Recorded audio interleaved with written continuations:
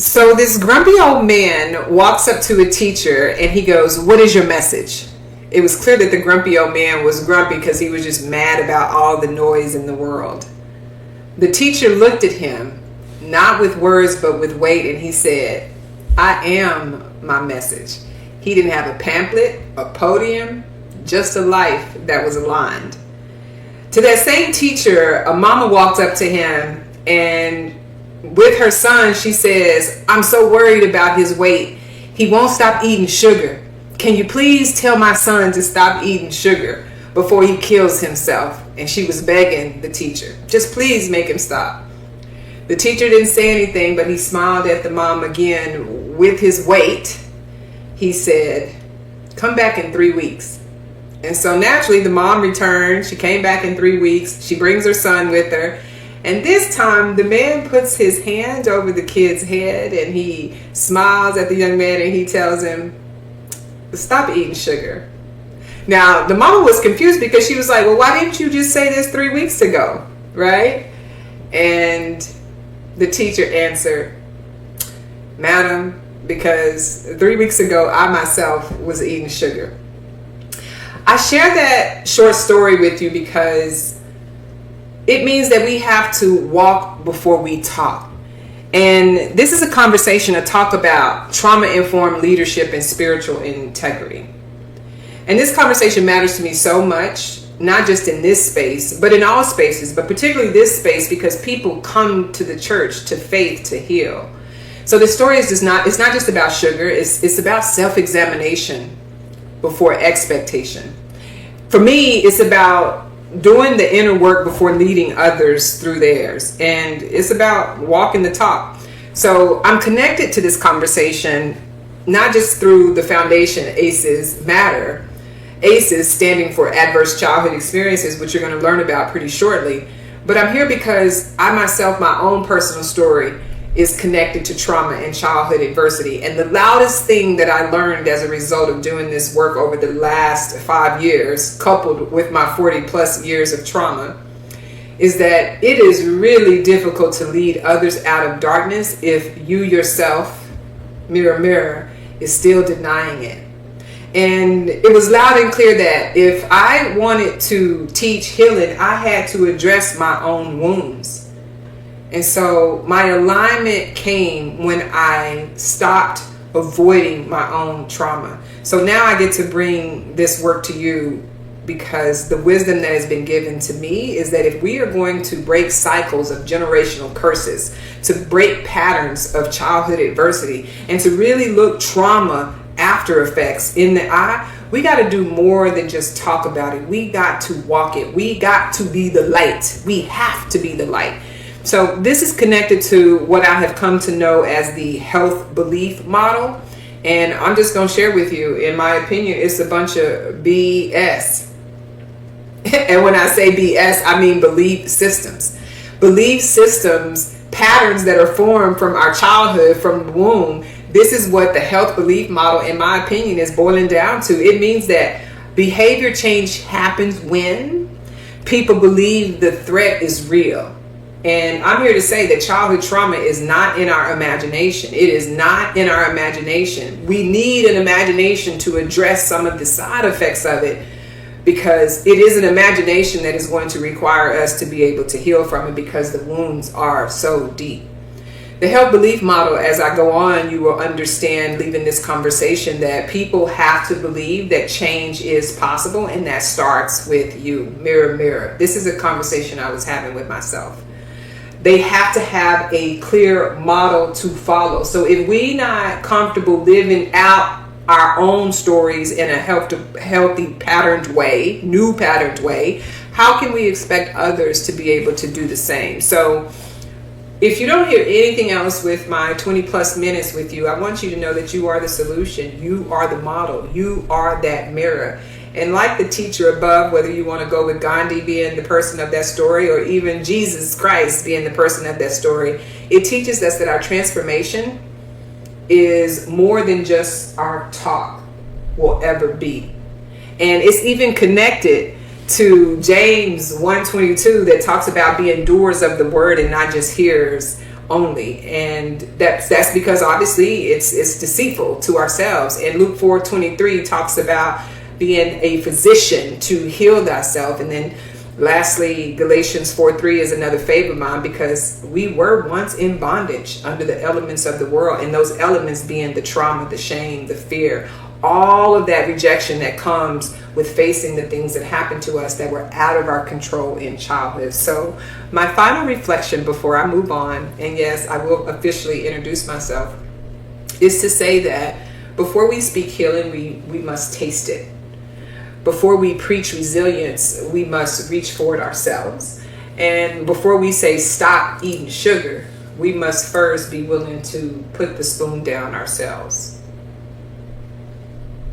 And because trauma has run so deep in our communities and in our families, it is important for me to say that we are not judged by the height we have risen, but from the depths we have climbed.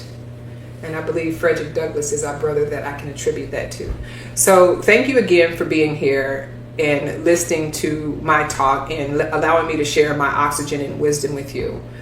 The most important key message that you're going to hear today is that if we truly want to stop the patterns of adversity to address cycles of trauma, we must first turn our attention to the parents that are living with their trauma, the caregivers. If we truly want to stop the cycles of adversity and trauma, we must invest in the lives of the adults that are caring for children. Period, point blank.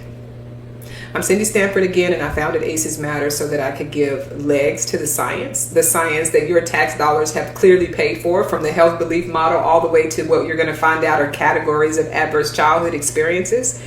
I feel that I can trust the people with this information because they say when you give people the information on ACEs, they invent very wise ways to do something with that, because then we walk away from being able to comfortably blame it on generational curses and then actually look at the science overlapped with what we've been patterned to believe when it comes to having hope and faith. So thank you guys for being here, and I'm going to carry on.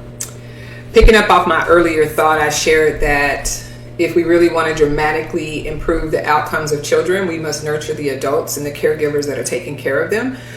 The second most important point that I want to make is the first step towards change is awareness. I did not come up with that on my own. It was just something that was exposed to me as I started doing my walk with working through the adversity that I experienced in childhood.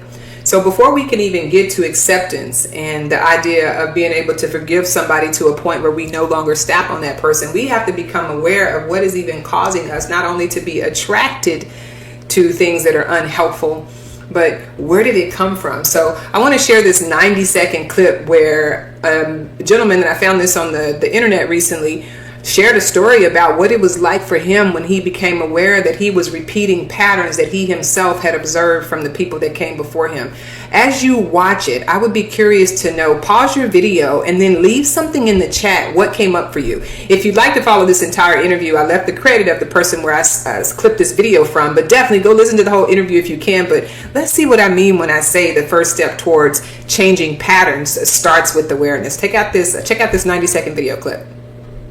My dad had 10 kids by 6 different women. Yeah. You know, Exodus 20 verse 5 talks about how the sins of your forefathers will visit you. Mm-hmm. Well, I'm telling you, them demons visited me. And I was out shooting craps one night at this illegal place. This young lady was with me. It wasn't her. No. One of the gentlemen, he said, "Hey, man, is your dad Alonzo still?" I said, "Yeah." He said, "I remember when he would come in this same room and he would have different females with him." And to me, that was a flex. I'm like, that's what's up. And then this older gentleman, he said, "Is your grandfather Lil Burns still?" I said, wow. It is. He said, "I remember when he used to come in this same room and he used to have different women with him." Now, when the gentleman who knew my dad, that was cute. But when the second gentleman said it about my grandfather, I was like, wait a minute. My son, who's 33, he was 3 at the time. And I'm thinking, this is going to go from Lil Burn to Alonzo to Reggie and then Isaiah. Right. And so when I left that night with the young lady, normally I would go upstairs and, you know, do what you do. And I dropped her off and kept moving. I drove home scared. scared that night. And see, the Bible says in Romans chapter 7, verse 18, that there dwelleth no good thing in the flesh. Right. So in other words, we all have an evil nature. Absolutely. Through God's grace that we're trying to manage. Yeah. Like I said earlier, you can be saved and not delivered. Deliverance is a process. Absolutely. And that's why one of the things that have helped me is Isaiah 58:6. It says that when you fast, you loose bands of wickedness and you undo heavy burdens. So my wife will tell you there's been many days where I've had to push my plate back to fight my own personal demons, because we all got them. I hope you had a chance to process what the gentleman just said in the video about realizing that he was repeating a pattern of his forefathers, his father and his grandfather, and it was somebody recognizing him in that moment and a light bulb going off in his mind to realize, oh my goodness, my son will end up doing the same thing I'm doing in this illegal gambling house if I don't do something about it. So that's what I mean when I say the first step towards change is awareness. And it's not rocket science. It is really hard to tackle. But we've been given the gift of air. We've been given the gift of breath. And as long as we have breath in us, we can continue to work towards what I like to refer as the 4 T's of adverse childhood experiences. Yes, I promise I'm going to tell you exactly what I mean when I say adverse childhood experiences. But capture this for a moment. The 4 T's of adverse childhood experiences, things that get locked in our groove to the point where if you recognize this vinyl record, if a song continues all the way to the end of the vinyl record, back in the day when we used these, it would just go on repeat and it would just be like a broken record. The locked groove is what they call it. So the 4 T's of trauma in this pattern that the gentleman spoke of, that is science. It is a learned behavior, and anything that can be learned can also be unlearned. So traumas, toxins, thoughts will lead to transformation. That child who has now become a school shooter or a repetitive offender in the jail system or a repetitive multi-cheater, serial killer, whatever you want to call it, it was once a child. And a collection of the traumas and the toxins and the thoughts that go along with both of those then lead to what is the 4th T of transformation. And again, if these things called adverse childhood experiences can be predicted, they can be prevented. We were given what we now know is a brain that has what they call plasticity. So again, if it can be learned, it can also be unlearned. So the 4 T's of adverse childhood experiences start with the traumas that we experience in childhood, which are then followed by the toxins that the body creates as a result and in response to the traumas that we experience. The toxins lead to the diseases, and the disease leads to the thoughts of the mind, which is why Romans 12:2 tells us there needs to be a renewing of it in order to experience the godlike transformation, the higher power transformation that we all seek.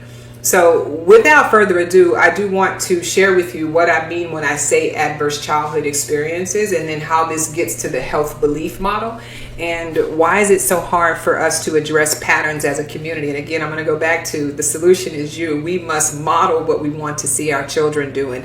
And I'm going to repeat over and over again, if we truly want to impact this, if we truly want to have an impact in our community, we must start with the parents that are living with ACEs that are then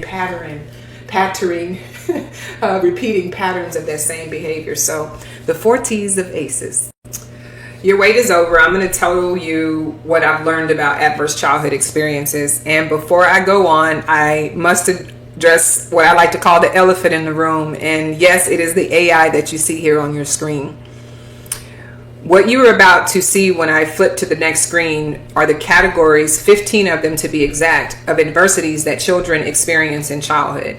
I don't get to define all of them. I'm going to encourage you to go and watch my TED Talk, which will be linked at the end of this, so that you can learn a lot more about adverse childhood experiences. But I'm just going to show you the categories. But before I get to those categories, I want you to understand, when you see AI from this point forward, it is my hope that he who has ears hears that AI to me is about ancestral intelligence when it comes to looking at adverse childhood experiences. There's a study of epigenetics that tells us that adverse childhood experiences from a science perspective, we're not even focusing on what the gentleman said about Exodus 25, where the fathers sins will be passed down 3 to 4 generations. I'm actually taking an epigenetic science study that says that trauma can be remembered in the body from anywhere from 3 to 14 generations, just depending on which science you decide to believe. So that is ancestral intelligence encoded in our body systems. So when you see these categories of ACEs, I'm going to implore you to encourage you to think about how these experiences also impacted our ancestors that came before us, and how today, how we are set up, we have information that they would probably, actually they did die without having. And the fact that we have access to this information, we are now going to be empowered to use it, to think differently about how we are rearing our children. This is not necessarily about spiritual or religious beliefs. That is going to help tell the story, but the truth is that if these remembrances of trauma are recorded in the body and it's being passed down from generation to generation, it is not a curse. It is a learned behavior, patterned behavior. So, adverse childhood experiences, a study that came to us, again, with those hardworking tax dollars of the American citizens, tells us that these categories that you see here on your screen, starting with parental mental illness at number 1, ending with discrimination and racism at number 15, any experiences of these 15 categories can build up in the ancestral systems, can build up in the grooves of our record. If we're coming home to a parent that has a mental illness, and for anybody that has grandparents or great-grandparents that have been in war, the chances that they came home with post-traumatic sperm disorder, post-traumatic stress disorder, real things, kids who have to come home to a parent with mental illness are going to experience a lot more hardships and adversities in life in comparison to those that didn't. It's not a blanket statement. It's just some really solid research that says these categories of adversities really do damage on the body. Domestic, intimate partner violence, watching families deal with their disputes in unemotionally healthy ways is havoc on a child's nervous system. Loud and clear is what the science is telling us. Watching parents deal with their emotions, or caregivers deal with their emotions by way of substance misuse. Experiencing a parent going to jail, be arrested, deported, or even prison. All of those abandonment categories are things that take a toll on the body and the 5 senses. And the trumpet has rung to say that we must start by nurturing the people who left home with these experiences. And the belief system, again, the BS system that tells us what happens in this house stays in this house, we now know that that is actually not the case. That is not true. The second categories of ACEs falls in, how is the child being treated? Are they being physically neglected, emotionally neglected, physically abused, emotionally abused, and sexually abused? We know from the science, as well as what happened to Tamar in the Bible, for those of us that are familiar with that story of an ace back in the Genesis times, that sexual abuse, once it's experienced in childhood, the offspring of the person that experienced the sexual abuse is more likely to be exposed to it as well. Oh my goodness, the science is loud and clear. Y'all keep calling it curses if you want to. Being bullied, having houselessness issues, foster care, psychiatric placement, being in a neighborhood where there's a nutrition desert. And we know, because if you are a believer of scripture, everything starts with what's being put in the gut that's going to be transferred to our minds. So what do we do when children don't have access to anything but healthy, unhealthy processed foods? And what about children who are exposed to poverty, crime, and violence, and discrimination and racism? All of those are adversities that are raining down on the body systems, which leads us to the health belief model. What do we do when people are exposed to this, when they can't change their environment? What does the health belief model say about addressing or fixing this? Here we go. I want us to take a minute to ponder on the implications of those categories. As you looked at those categories on the screen, you might have noticed that you yourself may be dealing or have dealt with some of those adversities. At the top of this recording, I shared that we must do the inner work and be the one to stop eating the sugar ourselves before we anticipate others to tag along with this idea. And again, that is the core of this. If you happen to be one of those caregivers that hasn't had a chance to talk to a therapist, a doctor, join a support group, to have a conversation about your experiences. So not just to necessarily normalize it, because we don't want to normalize the idea that adversity just happens to everyone. We actually want to take back control. And now that we don't live in a silent generation, we've got all kind of media to help us not only walk through our trauma, but to also bring others along to help us heal, because that is the only way we get at the bottom of this. So processing those categories sometimes to some people can feel like a heavy lift, but it should be a heavy lift that gives you that much more energy to want to do something about this. So let's turn our attention to what the scientists back from the 1950s referred to as the health belief model. So it breaks down these 6 key reasons why people take or don't take the action on their health seriously. And the first one is what they like to call as a perceived susceptibility. Do they believe that they are at risk? For example, if somebody knows that their childhood trauma is going to increase their risk for heart disease, are they more likely to make a change to their lifestyle? And the second one is about perceived severity. How serious do people think that the outcome is? Do they believe that by ignoring the stress, it could lead to a heart attack? Will that motivate change or will it not? And again, I'm going to go back to what are some of the patterns that they were exposed to in childhood, because that's going to heavily influence what happens next. The third category of the health belief model that ties back to our childhood adversities are what are the perceived benefits of making a lifestyle change? What do I believe to be true about me making this lifestyle change? Will adapting this new habit help me? Do I believe in the benefit of therapy or not smoking or getting more sleep or exercising? What are the perceptions that I have about these helpful strategies that people are presenting to me or modeling for me? The fourth one is about what we believe, our BS, our belief systems about the barriers, especially if we are dealing with communities where trauma is just all around them, poverty, violence is all around them. That in itself would be what is known as a perceived barrier. So what's in people's way when it comes to dealing with healing is something that communities have to get in front of. Is it the time? Is it the cost? Is it the stigma? And what would it take for me to get to that next stage where I am comfortable talking about the experiences of my childhood? And the last two, number 5, cues to action. What triggers somebody to act? Is it watching their loved one die from a disease? Is it watching their loved ones be taken on the street? Is it watching a family or parent go in and out of different relationships, in and out of prison? What triggers a person with ACEs to want to act? Because those people do actually exist, believe it or not. Even though we know that 2/3 of our constituents, our fellow adults, are affected by ACEs, many of us have gone on to do something with that trauma. And this is where, again, I come in to say there is wisdom within our experiences. So back on script, what causes us to want to take action? What will it take? Is it the doctor's advice? We haven't seen that works a lot, but is it going to be a doctor? Is it going to be a neighbor? Is it going to be a spouse, a friend, or a child that causes us to want to take action?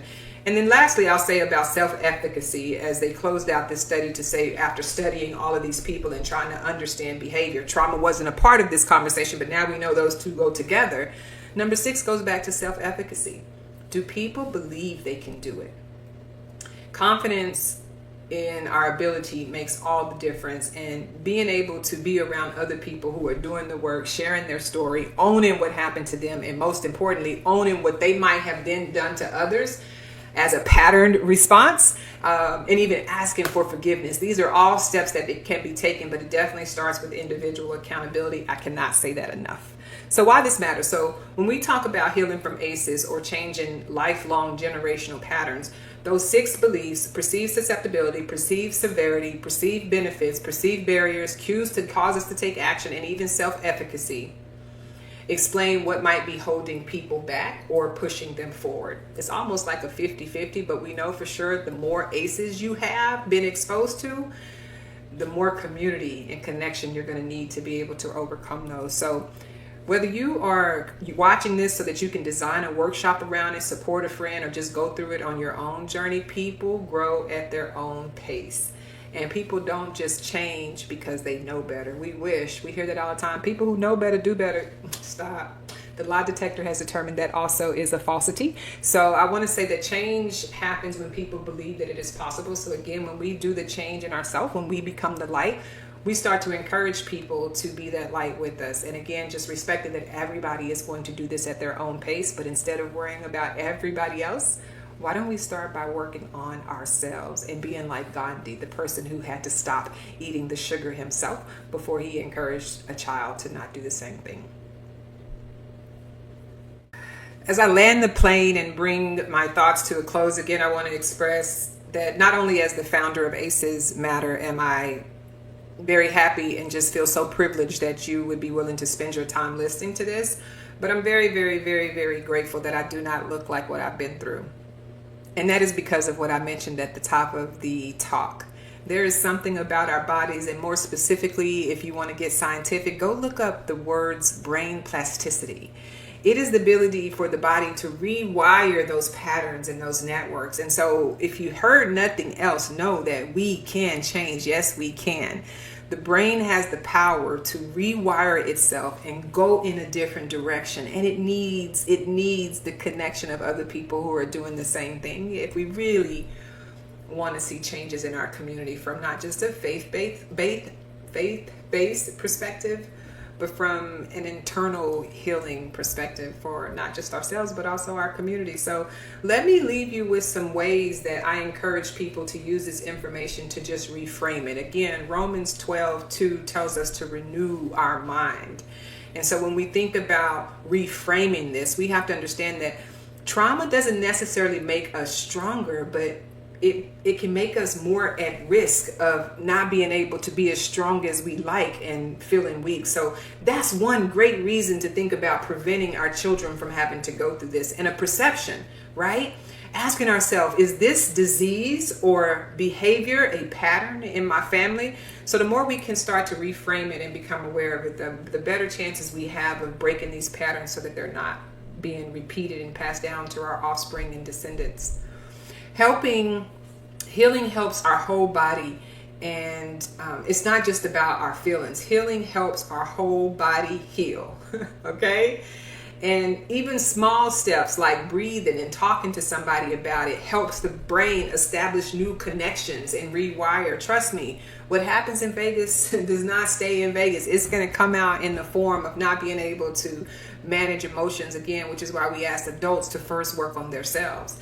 And then hearing that we don't need to be perfect, we just got to begin somewhere. Remember, this measurement is about the depths that we're having to climb from. And if we want to be able to break this generations from now, we have to start today. So being mindful of things that trigger us or that activate us.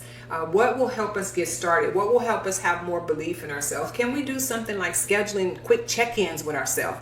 Can we follow some pages that are helping us heal and start to unfollow those ones that are hurtful for us? And what can we do to maybe join a kind community, right? Again, so healing is not about being perfect. It's about trying again, getting up, trying again until we get it right. The old ways used to be, I've been through worse, I'm fine. Actually, the new way should be, I deserve to feel better. And yes, we all do, right? The old way used to be, oh, it's too late. I'm stuck in my ways. Every step helps towards the future, not just for yourself, but for the future generation. And what kind of respect can we put on his name when we say that every step is going to help me towards my future, that I'm going to take control of this mind and this gift that I've been given. And then the old ways, I'll deal with it later. No, today. Taking one step today, 30 seconds of courage will help us do our due diligence of leaving this place better than we found it.